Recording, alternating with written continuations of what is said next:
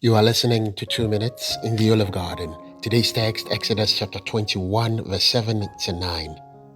The NLT says, when a man sells his daughter as a slave, she will not be freed at the end of 6 years as the men are. If she does not satisfy her owner, he must allow her to be bought back again. But he is not allowed to sell her to foreigners, since he is the one who broke the contract with her. But if the slave's owner arranges for her to marry his son, he may no longer treat her as a slave, but as a daughter. Simply put, God allowed fathers to sell their sons and daughters into slavery. Sometimes you may be tempted to ask, did God really tell Moses these things? Yes, God did. Sometimes we try to dump it on Moses and say, oh, these are the laws of Moses, not the laws of God. That is a lie. God gave these instructions to Moses.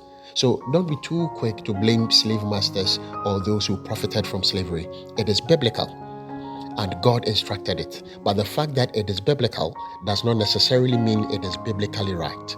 Certain things happen in scripture, and God did it so in his own predetermined wisdom for reasons we may not know. However, as I have already told you before, the reason why God allowed this is not so that humans would be treated like dogs.